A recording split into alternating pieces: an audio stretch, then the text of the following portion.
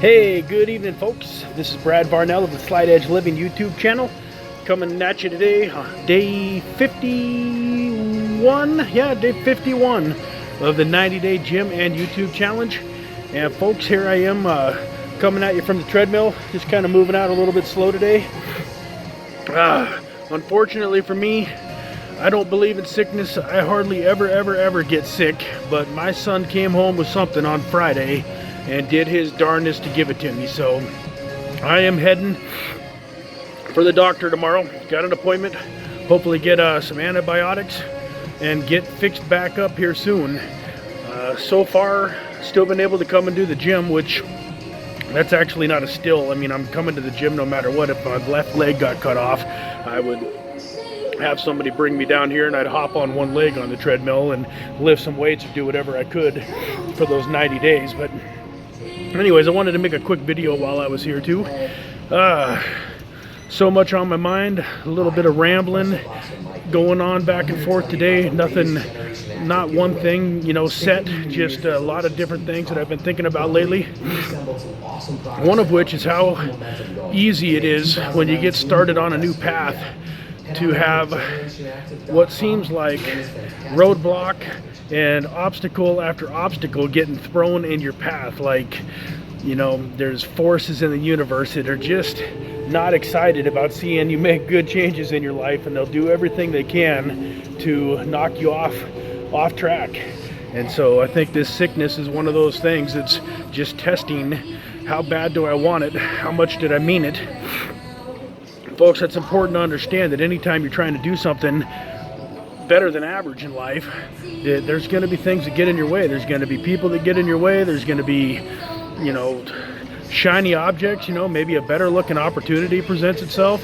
Maybe you lose your job.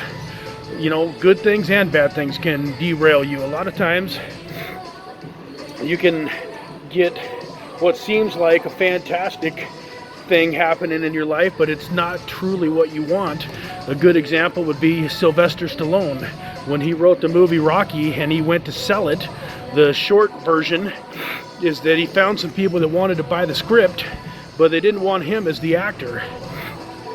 And he knew his outcome. He knew what he wanted to be was a movie actor.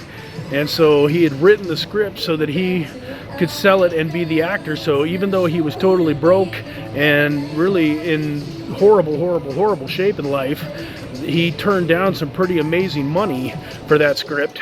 And he ended up finally taking a fraction of what they offered him originally just for the script and then him acting in it.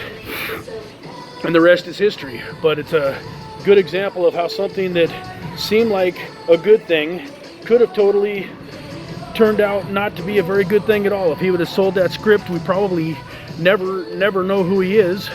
And he would have made, a little bit of money that would have lasted him for a little bit of time, but it would have been a sellout, and he wouldn't have really lived his dream. So many things in life that you have to consider when you're going after it.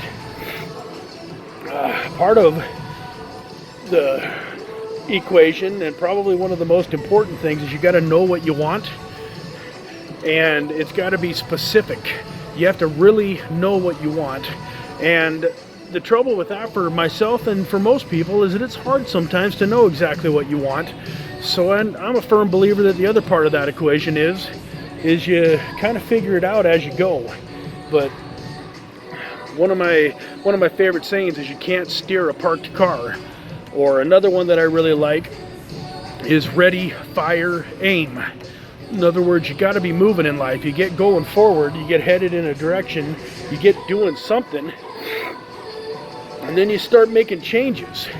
When you find the things that you don't like or that you're not passionate about, that don't make sense to you, that don't excite you, that aren't part of your dream, then you hone down. I don't think anybody, or very few people are lucky enough to just really totally know exactly what they want.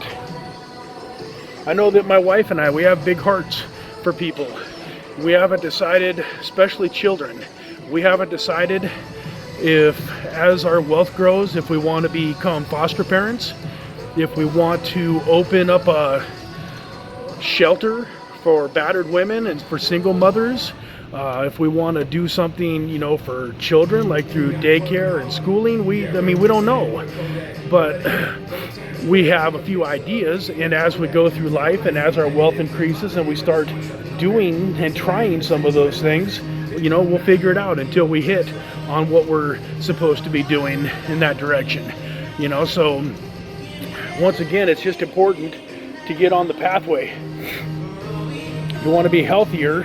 You don't have to necessarily start out with the end goal totally firmly implanted in your mind. It's nice to have a good idea, and you might want to break it down into some smaller goals. Don't get me wrong, when it comes to goal setting, you do want to be specific and you want to have a time frame. Like, it's not enough to just say, I want to be X amount of pounds someday.